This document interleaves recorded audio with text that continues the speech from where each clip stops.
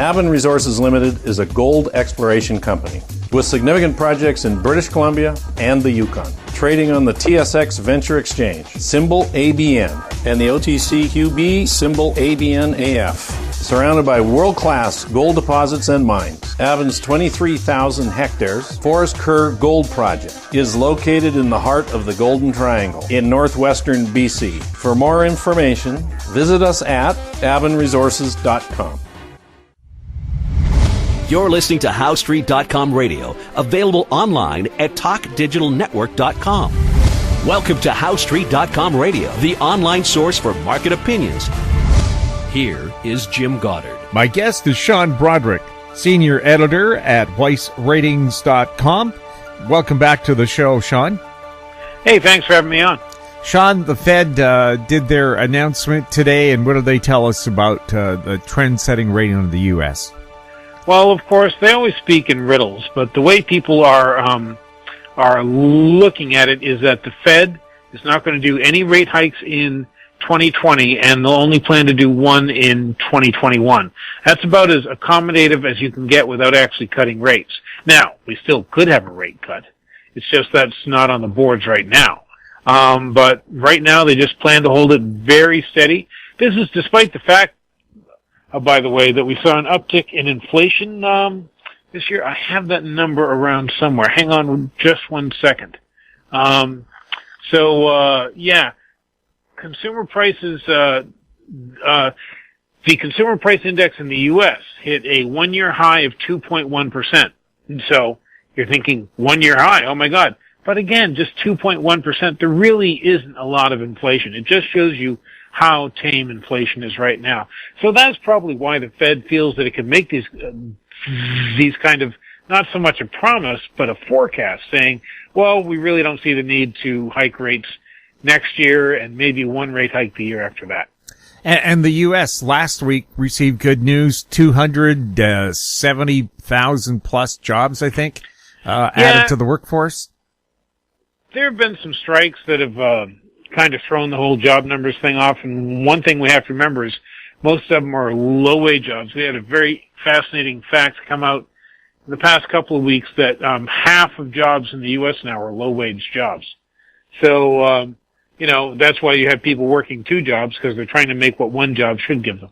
And they still don't have insurance and stuff down here in the U.S. So that's good. It's not great. We need to see wage inflation, which is what we haven't seen so far. Mm-hmm. Yes, here in Canada, we saw 71,000 jobs lost, and they said part of it was all the part-time workers who'd been hired to work the federal election, and of course they're all laid off.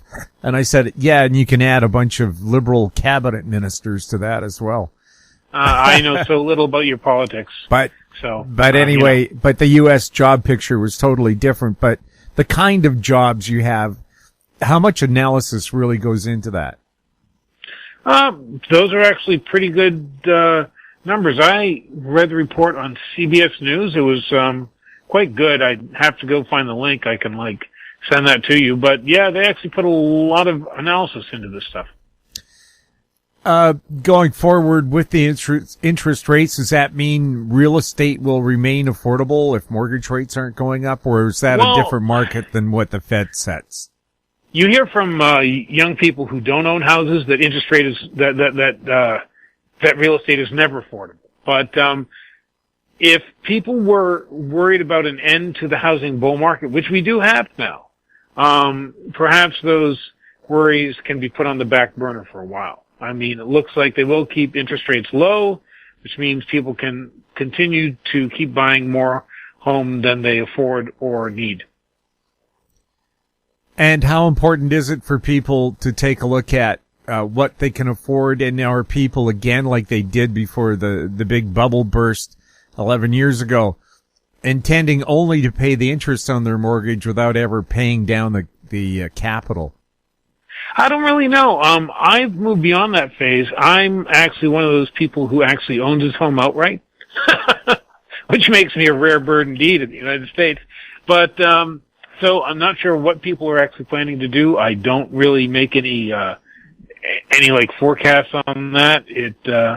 I mean, real estate is a tough game, but you can do well in it. So certainly my best wishes to everyone in that business. We'll have more with Sean Brodrick right after this.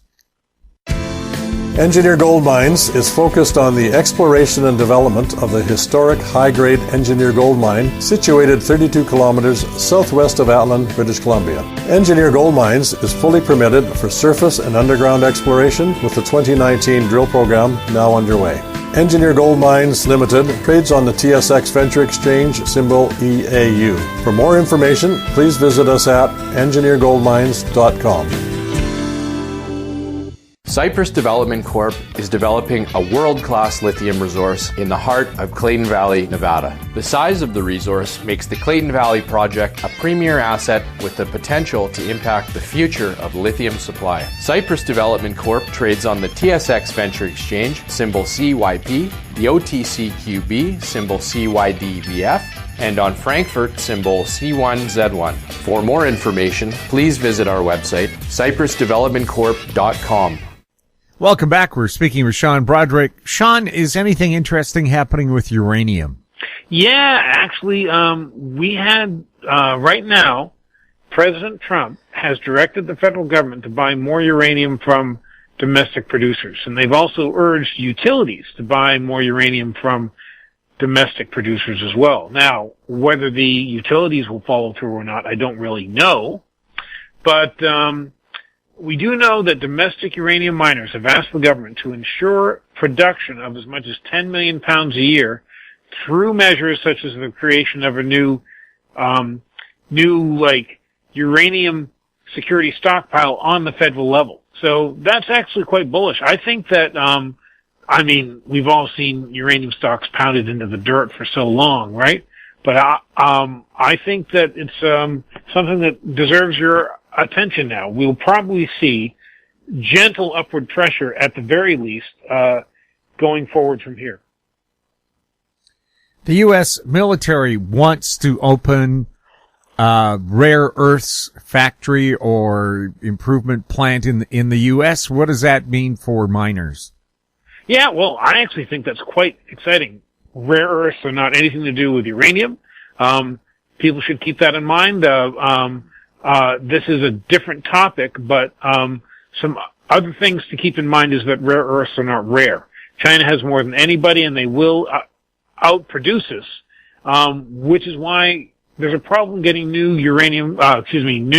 rare earths projects actually put through, is because the banks and the other people who have money to invest in these things look at it and say, look, I have to make a 10-year plan in this. What's the odds that sometime during that time frame, China will come out and undersell the project, and then we're in big trouble. So this support from the Army is actually quite good. So the U.S. Army, in case people don't know, plans to fund construction of rare earths processing facilities. And so it's the first time that they've done something like this, I think, since World War II.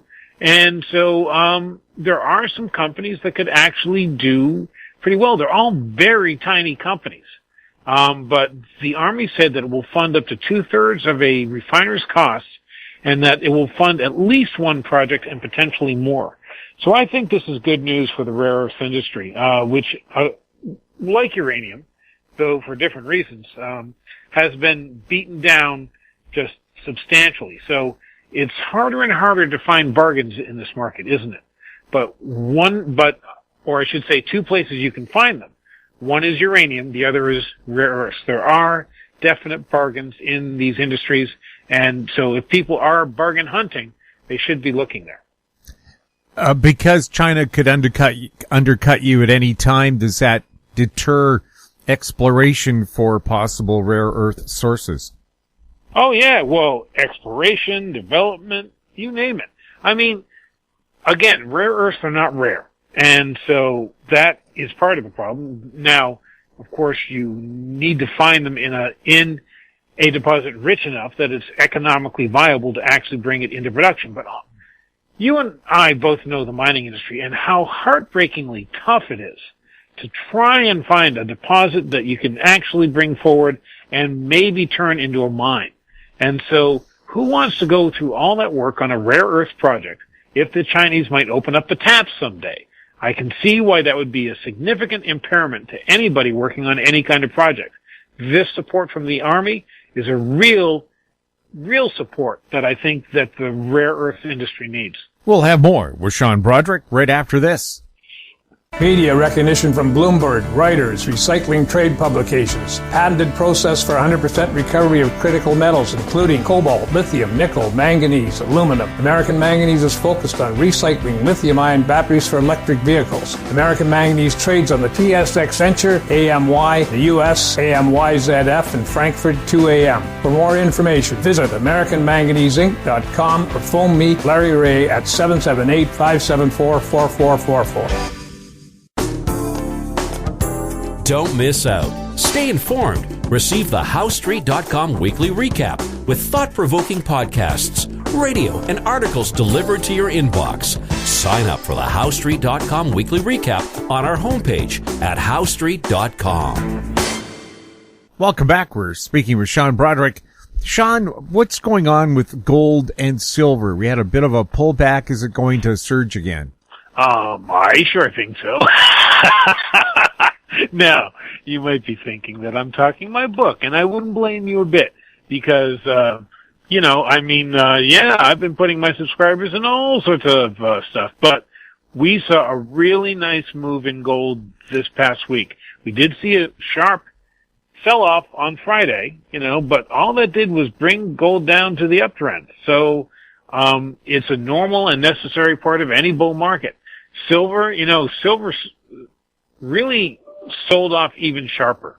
But, again, when I look at the fundamentals for silver, they really look extraordinary. Now, that said, silver is still in a downtrend. Gold is still in a downtrend.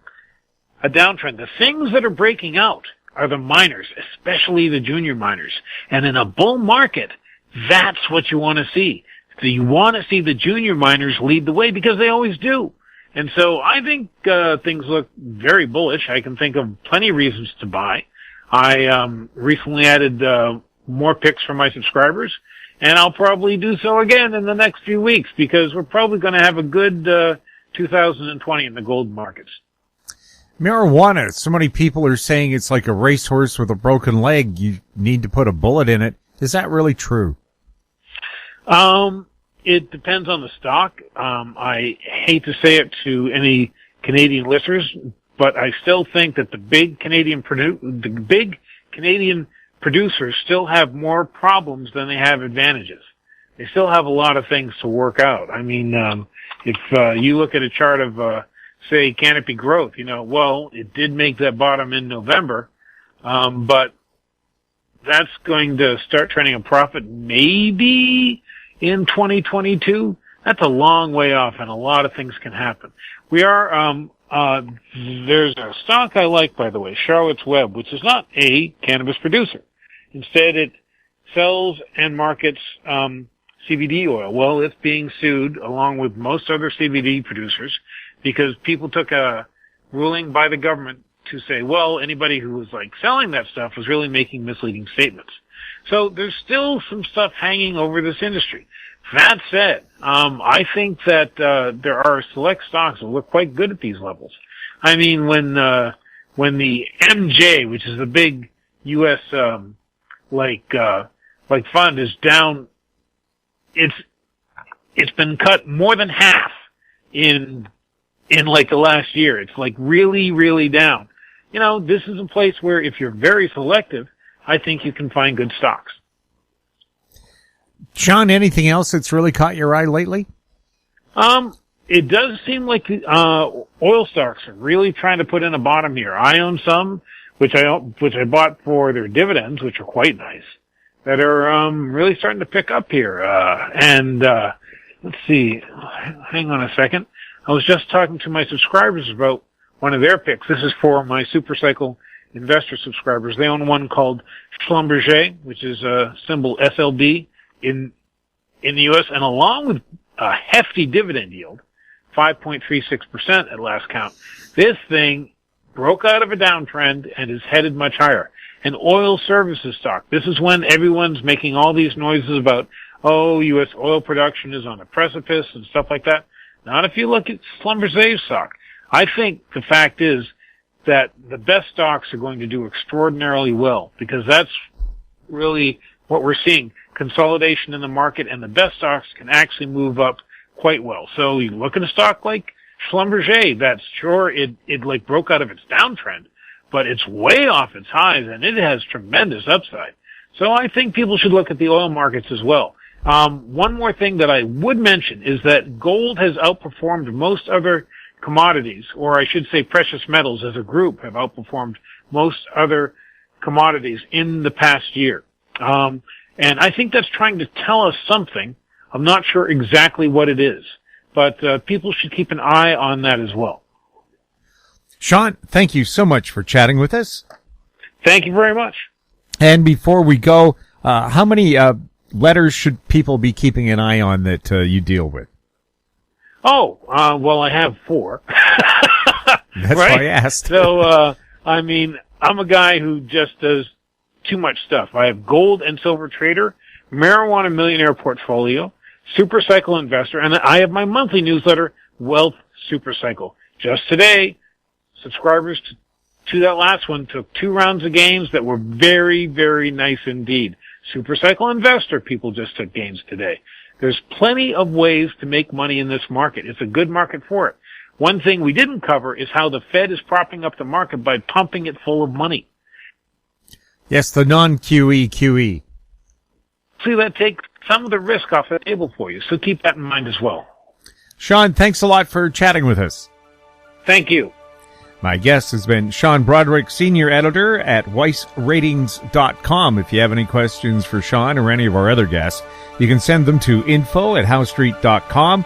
Our YouTube channel is Talk Digital Network. Find us on Twitter @HowStreet. We're also on Facebook. I'm Jim Goddard. Thank you for listening.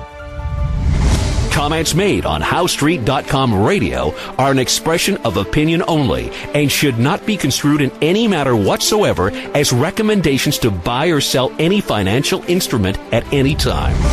Available online at TalkDigitalNetwork.com. HowStreet.com radio is a production of HowStreet Media Incorporated.